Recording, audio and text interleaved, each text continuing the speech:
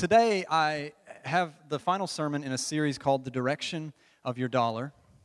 I've been talking about money for the last couple of weeks here on Sunday mornings, and I was tempted to call this sermon today The Gift of Giving.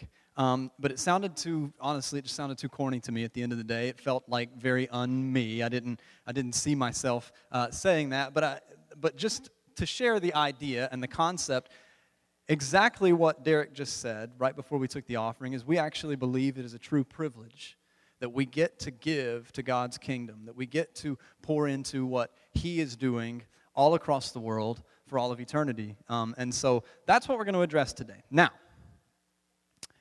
before I say anything, before you grab your wallet tighter, before you grab your purse and put it closer to your body, or before you start packing up and getting out of here, you should know a couple of things.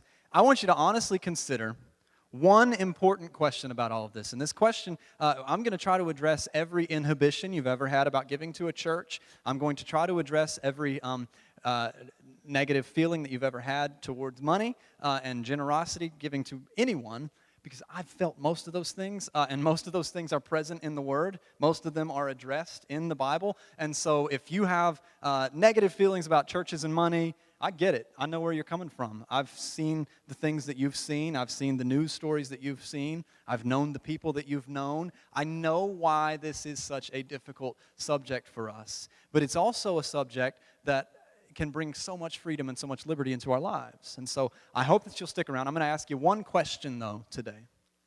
One question that I probably already know the answer of what you would prefer.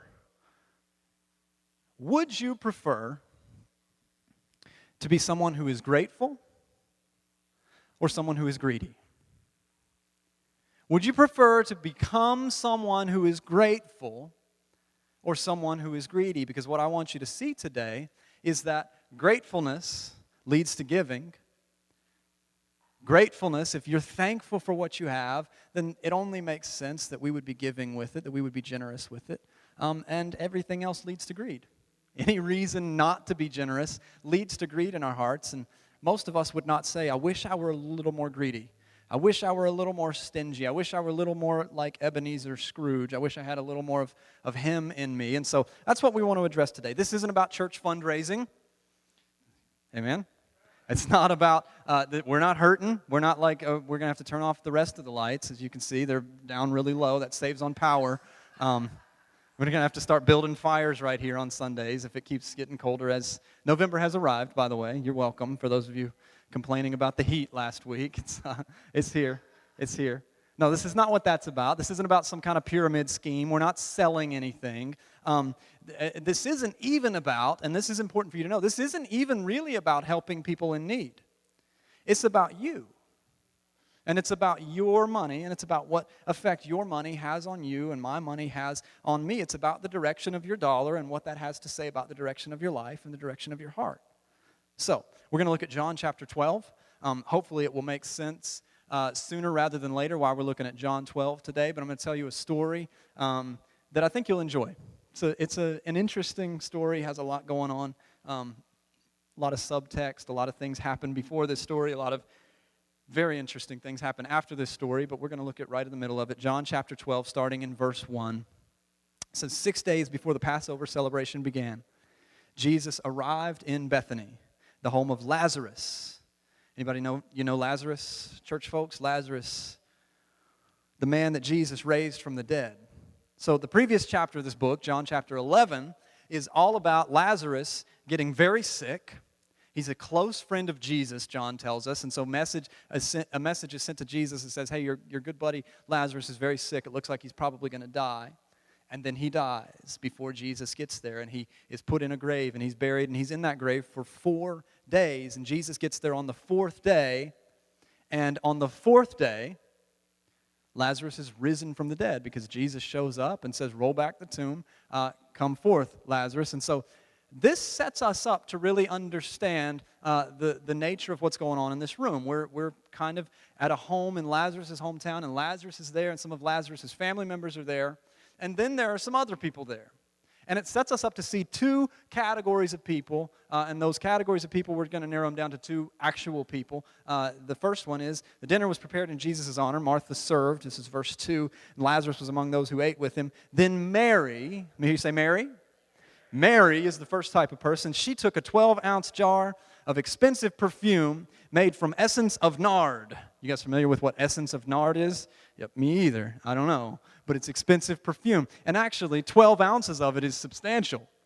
That's a lot. I mean, in today's standards even, whenever you go to Macy's and you buy perfume or they squirt perfume at you, they're not squirting it out of a 12-ounce bottle. A 12-ounce bottle, that's huge. That's a lot. It's usually 2 ounces. It's sold by 2 ounces or maybe 4 ounces if you get the jumbo perfume, if you really got some stank that you're trying to deal with. It says that she took a 12-ounce jar of nard, and she anointed Jesus' feet with it and wiped his feet with her hair. And the house was filled with the fragrance. You bet it was. 12 ounces of some of the strongest stuff on the planet, some of the strongest perfume on the planet. She just dumps it all out there. You're going to smell it. On one end, we have Mary. And Mary is grateful. Why is Mary grateful? Mary is amazed at Jesus. She has fallen completely in love with Jesus at this point. He has done so much for her. He raised her brother from the dead. Her brother got sick. Nobody could do anything about it. And he died, and he was put in a grave, and she grieved him for 4 days. And then Jesus showed up and said, you don't need to grieve anymore because he's coming out. Mary has so much to be thankful for, so much to be grateful for, and so she is a picture of gratefulness. And gratefulness looks like giving. Gratefulness looks like generosity. Secondly, verse 4, but Judas Iscariot, may you say Judas. Say Judas like you're already disappointed in him. Like Judas. Now Judas Iscariot, the disciple who would soon betray him, said, that perfume was worth a year's wages. We talked about last Sunday a lot about debt and income in the United States and what culture tells us about all these things. We found that the median household income in the United States is around $50,000. And so if you'd like to put a number on this is about $50,000 worth of essence of nard. A year's wages. It should have been sold, he said, and the money given to the poor. And then and you have to think of this as a story being told. I like what John says next. John likes to put in his little side note about Judas because he knows Judas personally. Judas says it should have been given to the poor. Not that he cared about the poor. He was a thief. And since he was in charge of the disciples' money, he often took it for himself. And so John's like, don't get the wrong idea about this guy. If you start to think, that's a good point, Judas. We should give it to the poor, shouldn't we? John says he ain't going to give it to the poor. He just wants it in his hands. And so on one end we have Mary, and she's grateful. On the other end we have Judas. And Judas is greedy. And along with being greedy, and we'll talk about this in a moment, but he's judgmental. Ultimately, he only cares about his own self-interest and his own self-preservation. And this story, it gives us a crystal clear insight into the hearts of those present in the room, showing how they handle what? Money, right? We see into their hearts, we see who Judas is by what he has to say about money. We see who Mary is by how she handles this expensive thing that's worth a whole lot of money. And so this story shows us into their hearts, shows us who these people are by showing us how they handle their money. You see, money is always a test. And the results of the test reveal whether we are becoming more greedy or becoming more grateful. Mary's a picture of gratefulness. Her brother has been raised. He's been healed. Jesus answered her prayers. Jesus is the fulfillment of everything that Mary has ever desired. She looks at Jesus and she sees, you are the answer, and I'm so thankful that you're here. You are exactly what I've always wanted, and I'm so grateful that I get to be in your presence. And Judas, on the other hand, is a picture of greed. We're told that Jesus entrusted money to Judas's care, and what did he do with it? He stole it. He's regularly failing the test of money. Money is always a test. Any blessing in your life is always a test. Anything good that comes your way is an opportunity and a test for you to do something good with it. And so we become more greedy or more grateful based on what we do with our cash. What do your actions say about you? I would say, and we can put this statement on the screen, that the direction of your dollar is the direction of your heart. The direction of your dollar is the direction of your heart. Where is your heart going? If that's true, if you're to lean into that your Facebook page and your Facebook status might be what you want everybody to believe is true about you, but your checkbook and your bank statements are probably a better indicator of what you care about and what you value and what matters most to you. Does that make sense? Is that fair? Am I still on your side so far? I want you to know that I'm not trying to tell you everything that I do right. Most of what I tell you, if you're like, man, that stings, Drew, well, it stung me to write it down because I'm dealing with it myself, okay? These are the things that I'm working through, and I'm trying to tell you what the Bible has to say about it. I said this last week. This is not a be like Drew as Drew is like the Lord kind of sermon. No, this is like, let's all try to get better together as we look at what the Word actually says. So, are you increasingly grateful for the financial blessings God has sent your way? How is that expressed in your life? Because I would say that if you're not giving, then you're not grateful. Giving is an expression of our gratefulness in our finances. If you're not generous, then you're not grateful. And we're becoming more greedy. Now, before we get into this, I'm going to give you 3 steps that we could all take towards becoming more greedy if we're not careful and not watching where we're going. And then I'm going to give you 3 steps that we could all take towards becoming more grateful, more generous. If we would like to intentionally take steps in that direction. But before we do that, I want to say to you, this is important and significant, and I'll move through it very quickly. That sounds like, wait a second, Drew, that's 6 points. You're going to do a 6-point sermon? We're going to miss lunch. That's not, don't worry, I'm going to move through them all very quickly. But before we do that, I want you to know that this sermon and this whole series has been about direction, not destination. Okay? Gratefulness is not a destination.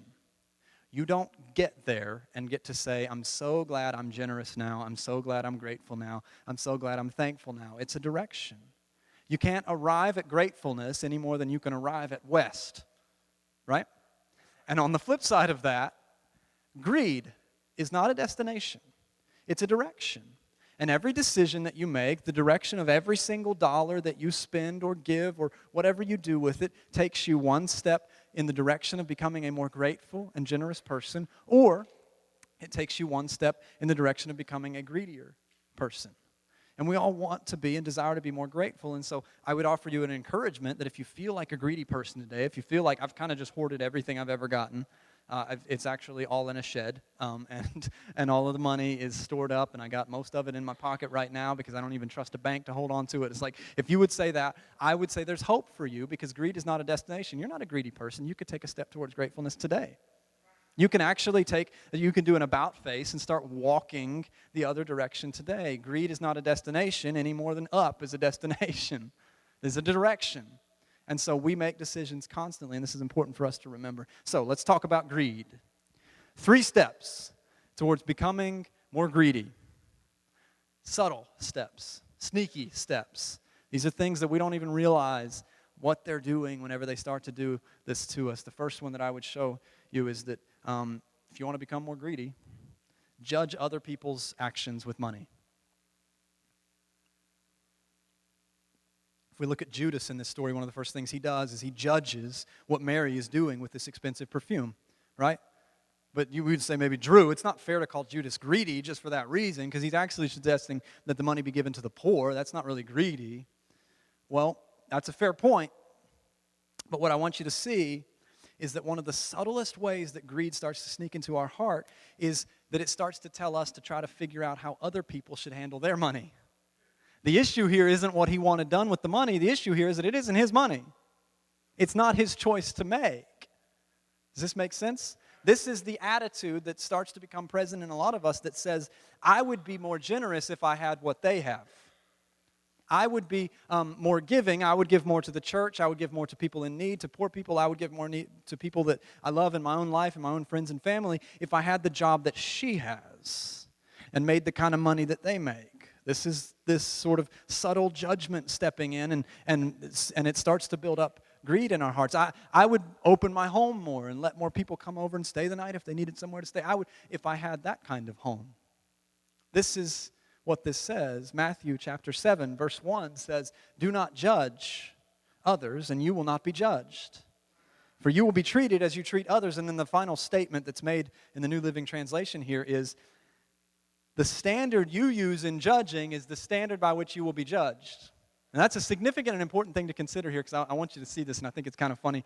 There was a story of a pastor who was driving a friend of his around the town, around the city where he pastored, and they drove by a particularly large, very nice house on a big lot of land. It was just clearly some money in that house. And the friend who was in the car next to this pastor said, if I had a house like that, I'd sell it and buy something more modest, and then I'd give away the extra money to the poor. What he didn't know is that the man who actually owned that house attended the pastor's church and gave away a significant, huge percentage of his income, not only to that church, but to ministries that serve children across the world, and that he was responsible for millions of dollars worth of contributions, huge percentages of what he had being given away. And so the pastor very wisely actually spoke up to the man sitting in his car and said, well, why don't you sell the home that you live in and move into a smaller house? Because we could all live in less square footage, right? We could all move into something smaller and give away the extra money to the poor. This is a great picture of this verse on display.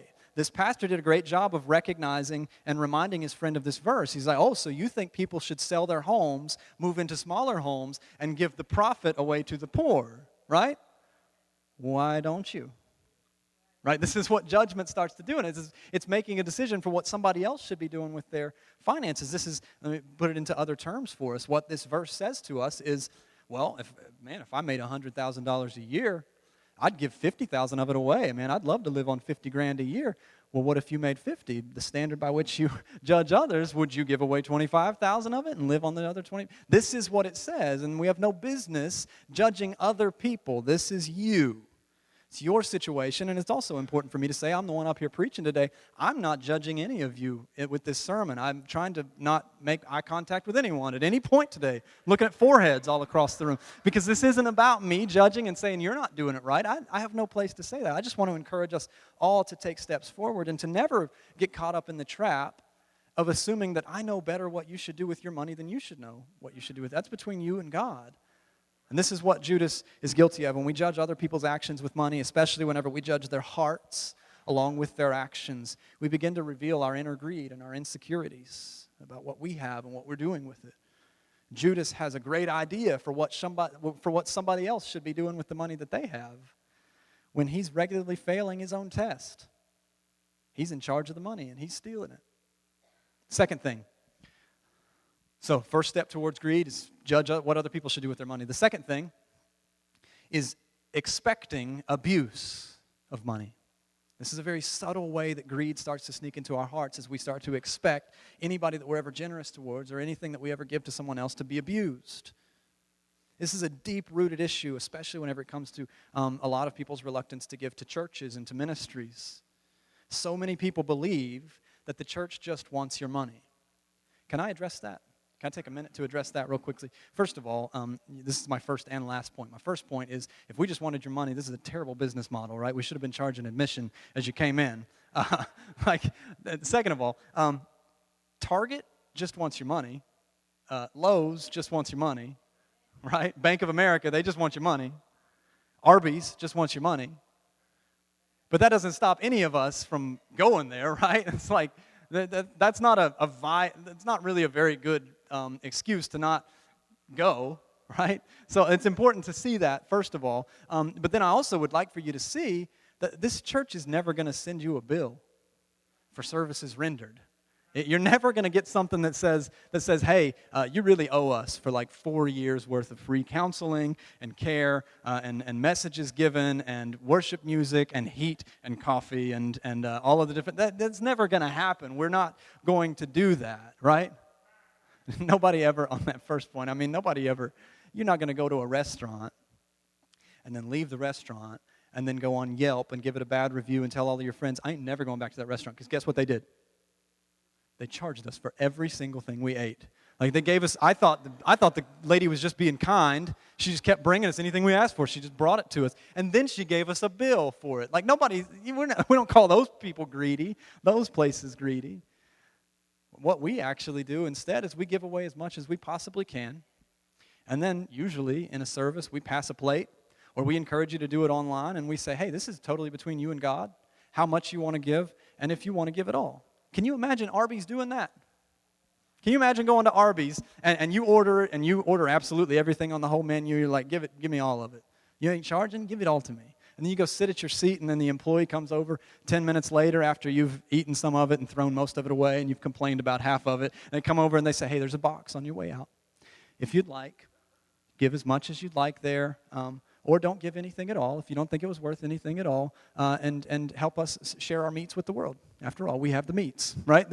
Can you imagine that kind? If the church just wants your money, it's a terrible business plan, is all I'm getting at. It doesn't make any sense. And so this expecting abuse of money doesn't make sense in this context. This expectation that those to whom you give the gift, it's just one that the enemy convinces us to hold tightly to our money. It's just because it doesn't involve you, once it leaves your hands, it's out of your hands. And you'll be held accountable for whether you gave it or not. Not what happened to it after that point. This is just one of the ways that the enemy gets us to take steps towards greediness. Jesus actually says in Matthew 25, the second half of verse 45, he says, I tell you the truth. When you refuse to help the least of my brothers and sisters, you refuse to help me. He says, whenever you don't give, you're not giving to me. Whenever you won't help somebody who's clearly in need, you're taking it out on me. When you expect them to abuse it and so you don't give it, you're taking it out on me. This is what Jesus says is true. But God, I assumed that if I gave, they would just, what? Abuse it. Don't let yourself become greedy because you're always expecting the worst from people, thus refusing to ever give. This is what Judas does. Judas sees the whole exchange between Mary and Jesus as wasteful and reckless. What business do you have? You're just wasting it. The money's been abused in his eyes, and this reveals the third step towards greed, and this is such a huge deal in the church. And let me just go ahead and say, wide open here, this has been my issue more than any other issue in taking steps towards greed and taking steps away from giving. If I've ever struggled with giving generously of my money to churches or to people in need or to people even that I love, this is the one that I struggle with the most, and it's desiring control of the money given. See, this is Judas's most obvious attitude, is that he wants the money to pass through his hands. Even if he does give it to the poor, he wants to give it to the poor after he decides how much they get and after he gets to touch it, right? Many people who are reluctant to give generously to church or to people in need are reluctant because they're convinced that it will not be spent in the way that they want it to be spent. And I get that. I really do. This is what makes generosity difficult. This is what makes giving difficult for many of us. Is it's like I would give it if I knew what it would go to. I've done that. I've said that. I've felt that about churches before, other churches that I've been a part of, that it's like I would give that if I knew for a fact that it was going to go to getting cushier seats, because these seats are awful. Like, I would give that if I knew that it would make the temperature in the room a little bit lower because it's way too hot every Sunday right now. I would give that if you know what I mean? This is the kind of, I want control of it.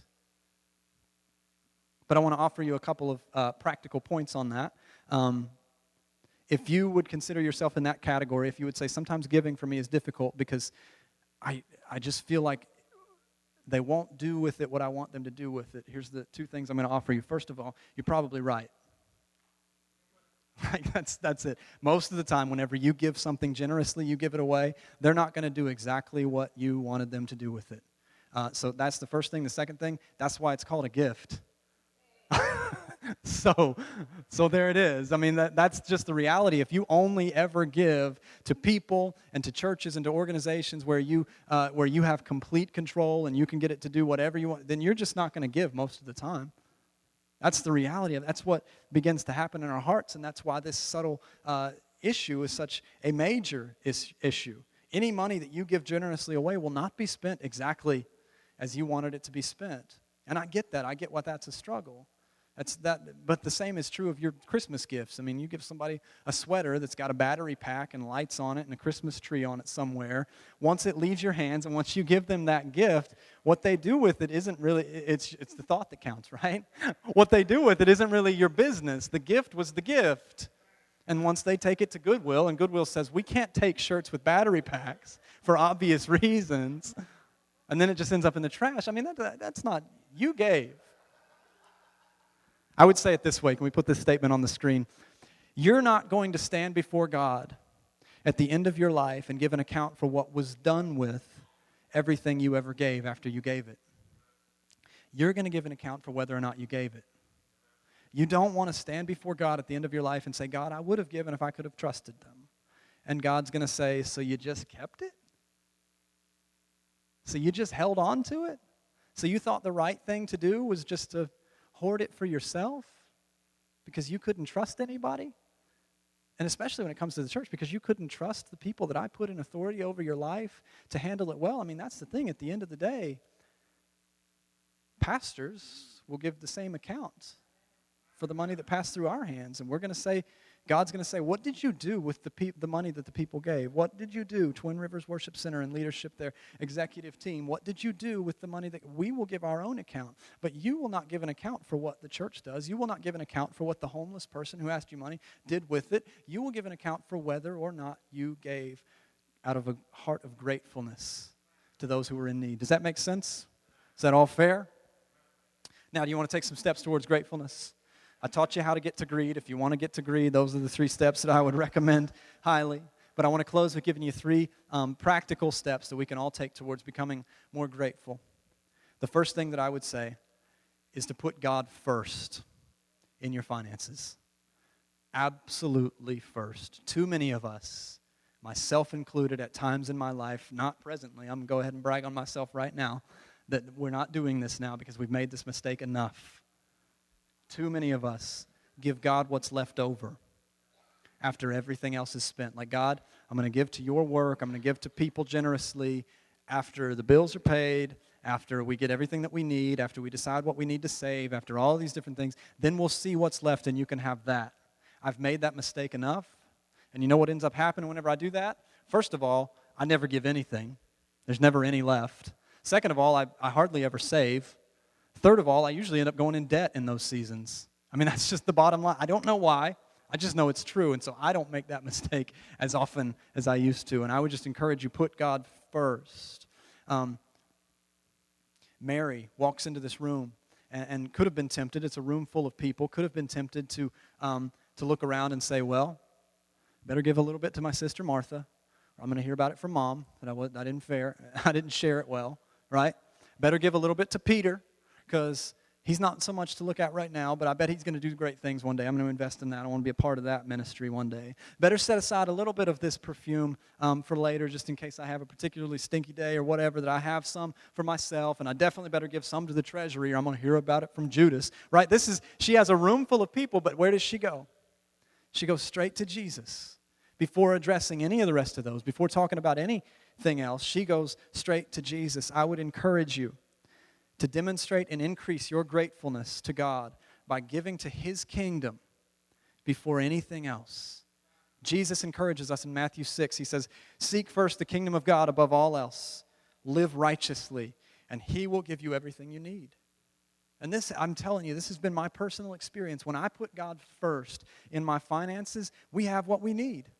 When I don't, we don't. I don't know what happens. I mean, we don't make enough money, I guess. Whenever we don't put God first, there's not enough. But whenever we put God first in our finances, He always adds everything that we need. Put God's kingdom first and watch God take care of everything else. This is Jesus' challenge. Second thing, put God first. Secondly, predetermine what you're going to give. Predetermine. This is very practical and a very big deal and very significant to me as your pastor. It's like, wait, Drew, so shouldn't I get in there and just see how I feel and see how good the story is at offering time and see if anything tugs on my heartstrings? No, you shouldn't. You shouldn't do that. You shouldn't give because you feel guilted to give. You shouldn't give because you feel particularly emotional in the moment. You should give because you had decided in your heart what to give before you got here. You should give because you decided in your heart how generous you wanted to be to the God who is infinitely generous to you. You don't want your generosity to God to be contingent on our ability to take an offering, right? I mean, you don't want, I never gave to God because they never told the right story. Like, well, you're going to give an account to God for that. He's not going to ask you, like, what stories did they tell? 2 Corinthians 9:7. This is encouragement in this direction. You must each decide in your hearts how much to give. And don't give reluctantly. Don't give in response to pressure. That's why we make a habit of saying here often, you don't need to feel guilted to give here. If you're brand new and you're still figuring this out, and if you're not a believer in Jesus, then you don't need to feel guilted to give whatsoever. That's not what this time is about whatsoever. God loves a person who gives cheerfully. We never want you to give in response to pressure. We never want you to give in response to some sort of emotional tug. That's not what this is about. It's a decision that you make that is between you and your God. Is that helpful? With that said, I am going to suggest something that we mention just about every week, and that's the tithe. The tithe is an Old Testament principle, and this may just be rehash for a lot of you. Many of you know what the tithe is, but the tithe is an Old Testament principle that literally it means tenth. And this principle illustrates and indicates that we would give the first 10% of our income to the church and to ministries of the church, that we would put that first, that whenever we say we put God first in our finances, that we actually give him the first 10%. Now, let me address a couple of things about the tithe. I'm actually going to read as much as I can here because I want to say it right. Is that fair? Many would argue that the tithe is an Old Testament law, thus it does not apply to us in the same way anymore. And I would, give me a chance, probably agree, but just not in the way that you might expect me to agree. I don't believe you'll go to hell if you don't tithe. I don't believe that you're sinning if you're not tithing. But I am absolutely certain, beyond the shadow of a doubt, that you're not experiencing every good and perfect thing that God has for your finances if you're not at least tithing. And if you think that the tithe being an Old Testament law is a reason for us to not follow it and to not do that, then I would just ask you the question, do you feel like the people of the Old Testament, before Jesus came and died for their sin, had more to be grateful for or less to be grateful for than we do? So if you want to look at that and say the tithe doesn't really apply to us because it's Old Testament law, like God wouldn't ask that of us, I would say you're probably right, because Jesus said sell everything you have and give it to the poor. Not 10%, he said give it all. So I would just say that's not a very good reason to not follow the tithe. I mean, the Old Testament, Jesus said this in another place. He said the Old Testament says, don't kill anybody. We all agree on that? Jesus says, don't be angry at anybody. And so like Jesus says, the Old Testament law, it's not abolished. We just got a lot further to go now. He said the Old Testament says don't commit adultery. In other words, don't have sex with someone that you're not married to, who's not your spouse. I say don't even look lustfully at someone who's not your spouse, right? This is how we should consider what the tithe has to say to us. And I don't mean any of that to be judgmental or mean or too direct. I'm just saying that what Jesus calls us to is greater than what the Old Testament calls us to, not less. So, if you hear that and you think 10% sounds like a lot, you're right. It is. I mean, if you're sitting there and you're calculating it and it's something you've never really considered in your household and you're thinking we would have to seriously reorient some spending, we would have to seriously change some of the things that we do, I would say, yeah, probably. And I totally get that, and I totally understand how difficult that is. Tithing is something that I was taught as a child, and I've always done it. And so, that being said, I realize how much easier it is for me to do that at this point in my life than it would be for you to start if you've never done it before. And I'm not saying that as anything other than just grace on any of you who have never tithed before. I want to encourage you to do it because I want you to live in the fullness of what God has for your finances, but I also recognize how incredibly strange, how ridiculous, how difficult this would be to do, and this would be to start. But it's worth starting. It's worth taking that step. It's worth reorienting things. It's worth reconsidering. If we're going to do that, then we're going to have to consider some things differently.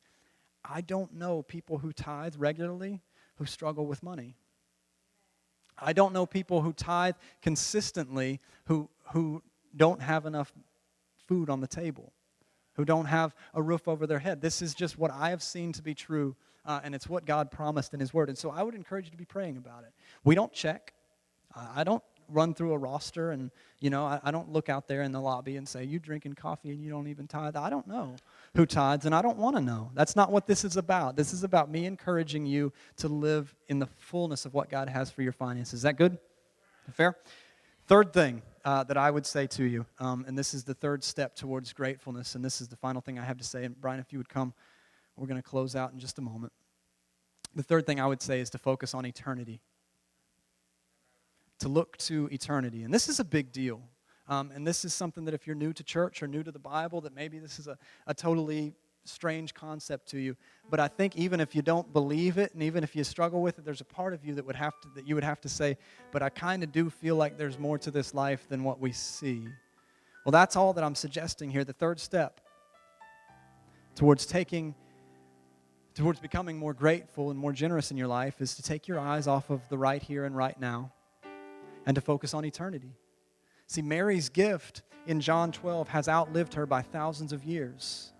We're talking about someone's generosity thousands of years later because of what she did. No matter how much you buy, no matter how effectively you save, no matter how intelligently and wisely you invest, your money won't outlive you. Your cash won't outlive you. Your savings won't outlive you. I've never seen a hearse pulling a U-Haul, right? When you go, it's gone. It's over.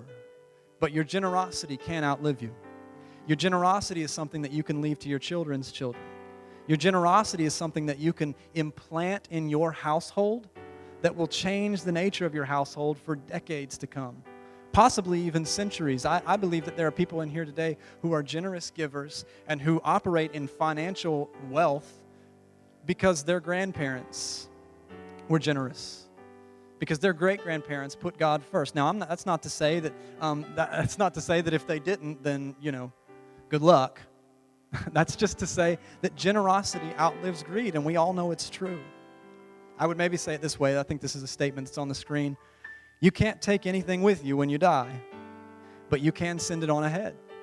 And this is what we get to do whenever we live gratefully and whenever we live generously. We get to do things with our money that outlive us, that echo for all of eternity. When you give to God and to His work to see the world saved, you turn what is temporary in your hands into what is eternal. Not only do you get the rest of your finances blessed, but you actually get to turn a little part of it into something that outlives you, something that lasts a lot longer. And we all know this is true.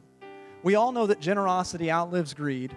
We all know that we want to be grateful more than we want to be greedy, because you've never heard a spending story that connected with you emotionally, have you? You've never heard somebody tell you, like, let me tell you about what happened at the car lot. We spent way more than we should have. We got a much nicer car than we could possibly afford, and now we're so happy. Have you ever heard a story like that, and you're like, I want to spend more than I can afford to. I want to have a car that's way nicer than mine too. No. But we all have stories in our lives that we've lived personally, that we've heard other people tell. Stories of generosity. Stories of gratefulness, stories of giving, lives of generosity.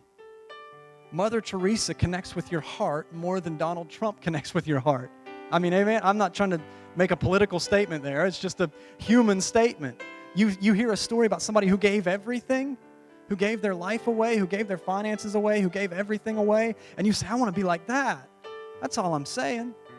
Generosity outlives greed. Gratefulness outlives greed. We all have stories of buyer's regret.